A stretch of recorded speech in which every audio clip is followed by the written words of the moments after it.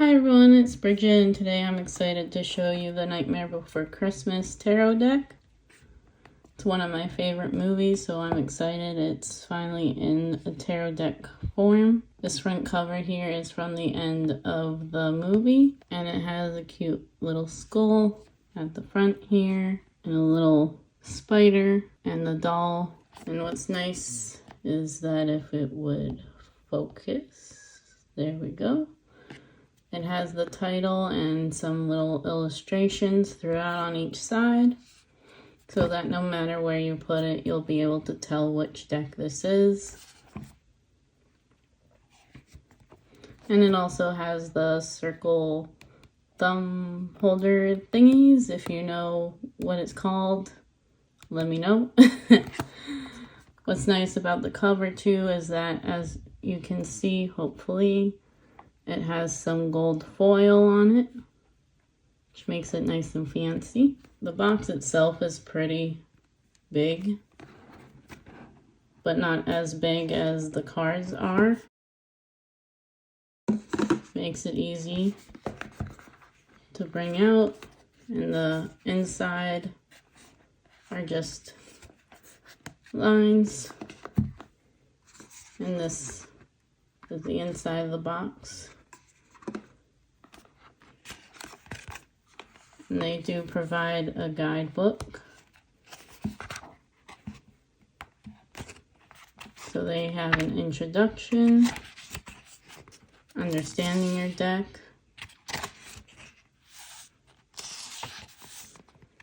the major arcana is a full-size image in color, which I like when they do that and put the description right next to it. I think that's great when they do that for each card here. But then when we get into the minor arcana,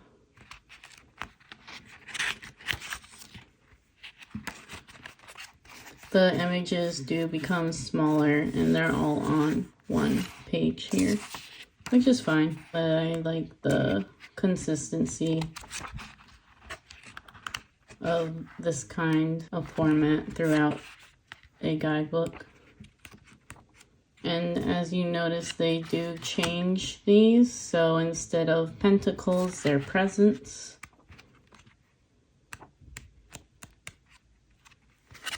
Swords are needles. Potions, I think, are cups. And in the back are the tarot readings and caring for your deck and prepping to read. So feel free to screenshot any of these if you want to use them.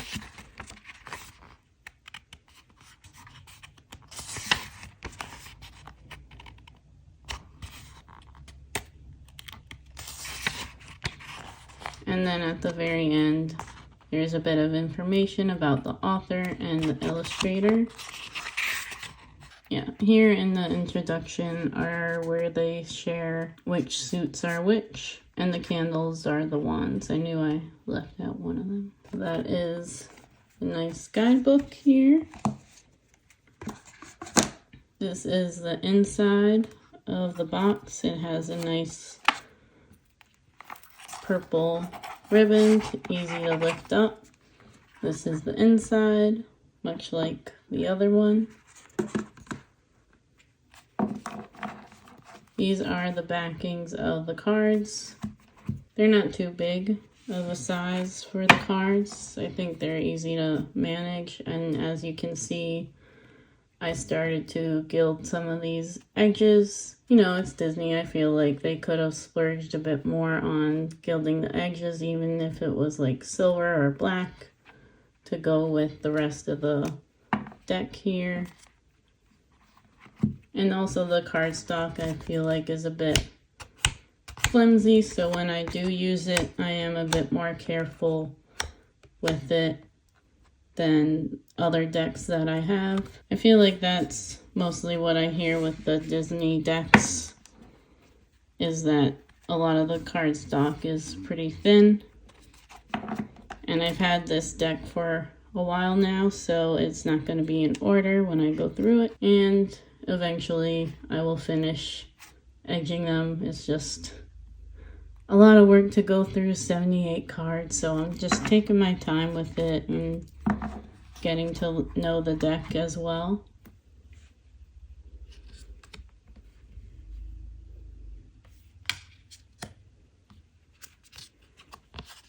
And I don't always read reversals, but with this deck, I thought I'd try something new. And I've realized once you start working with this deck on something specific, it sticks to your goal on that, no matter if you change your mind to it. So that's just my experience though with this deck. If you have this, let me know. This is probably one of my favorite scenes from the movie. And they do have, I'd say about half of these cards are scenes from the movie, and the other half are like this character here are like background characters that you don't see much of.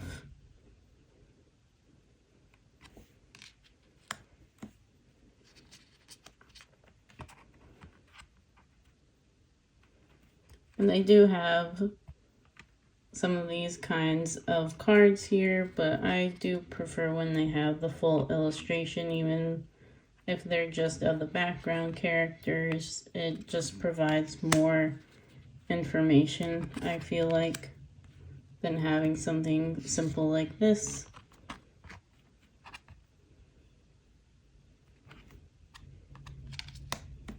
I feel like this card is nicely done though, so I'm not mad about that one.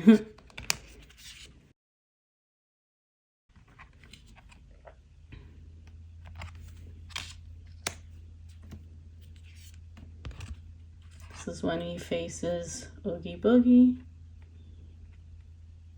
Another great scene.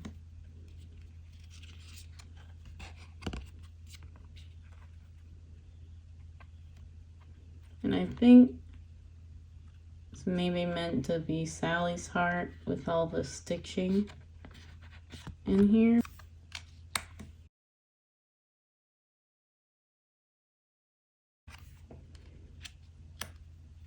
And like these, they just do some 5 of potions kind of card like the other one with the needles. I honestly don't remember who this background character was. If you know, let me know. I think they do more prominent characters for major arcana. Or at least his wife, you know. So they'd be matching.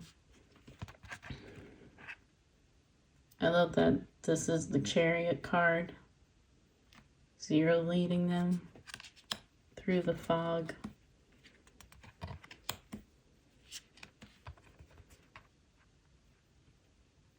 And even though the style is 2D, like there's line art too, I feel like it still keeps true to the style in the movie, which is really nice. Whoop. They're just flying out.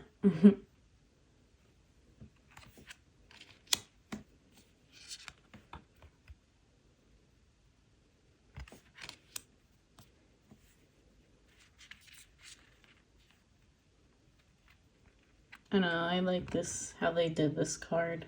Makes us focus more on the presents, and also their expressions are all pretty similar too.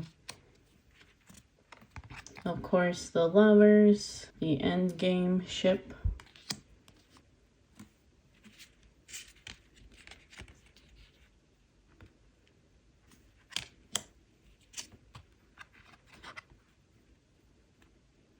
This reminds me more of that scene from The Corpse Bride. The full-on skeleton and the colors too. When he like arrives in the underworld.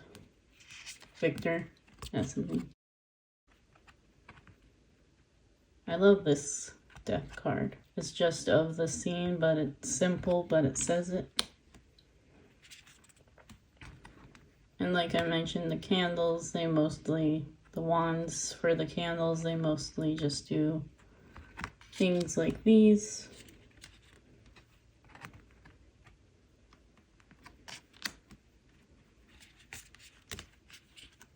I love this for the world. Has all the other dimensions in here.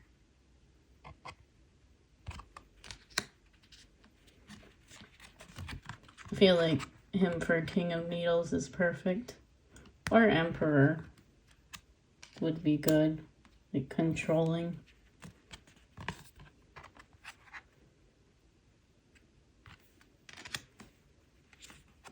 And of course, 0 is the star.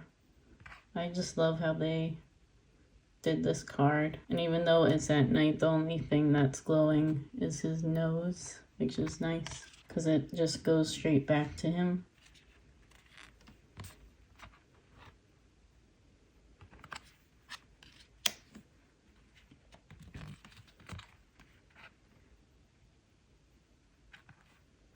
Oh well, they added them in this card, so it's not just every candle. Some of them have characters, which is nice. I clearly haven't used this deck in a while. See, like him, the Hermit, doesn't really make sense to me. Maybe when Jack shut himself in his room to figure out what Christmas really means, like that scene. But they didn't ask me. There's the sun. I do love this card.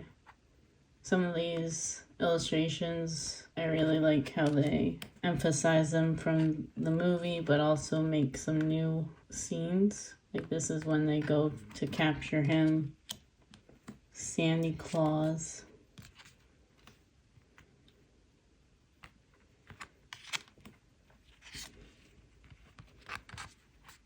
I think this is one of the characters that was trying to help find Jack.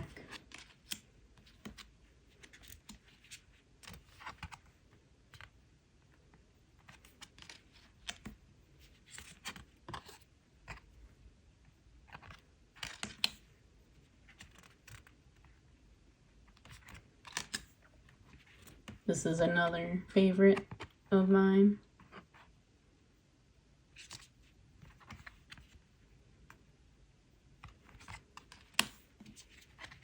I love that they use this as the tower. And of course, Oogie Boogie, the devil. That one makes sense to me. We'll give him that one. King of Candles. I love how they did this with his head as the candle, the jack-o'-lantern.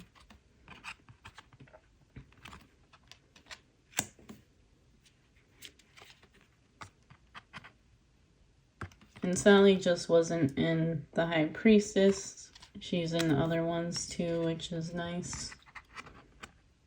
And Temperance, which is really funny if you've seen the movie.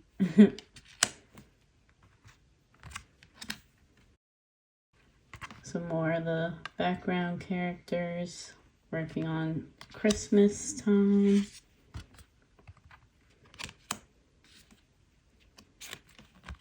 I love that they did this scene for the hangman. I feel like there are certain obvious scenes that they overlooked, but this one was a good choice, I feel like.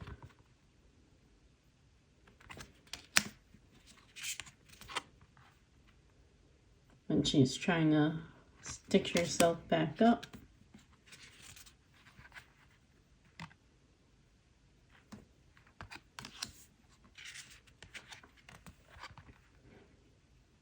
And I feel like pip decks can be great for a reading, especially if maybe it's been a while and you just kind of want to have a little bit of fun with your readings. You can always switch it up and use one of these decks. I know I want the Buffy the Vampire Slayer deck. I think that style, how they did it, is like right up my alley.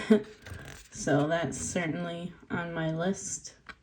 And I just love the show, and I think it calls for a good rewatch.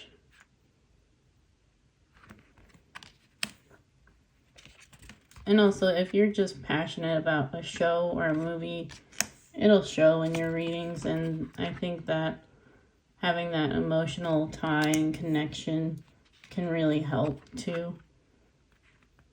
So I feel like pip decks get a bit of a bad rap, but they can still be fun and helpful in your readings too. I feel like this is a great card for Judgment. I don't really remember this from the movie. If you do, let me know. I feel like certain ones they just kind of make up in this deck. This one's cool though. But I have a thing for bats, so I'm probably biased. These are all the toys that they were making. Sally helping him out when she doesn't want to.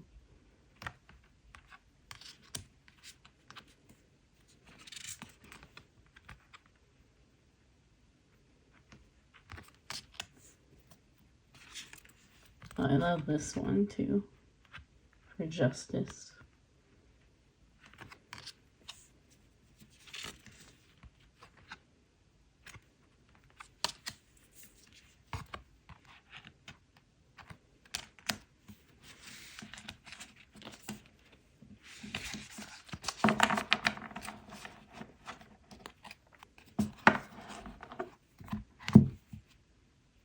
I hope you enjoyed this walkthrough of The Nightmare Before Christmas. Do you also have this deck? How do you use it in your practice? Or how you plan on using it if you do want to get it? Because I'm always excited to learn from you guys too.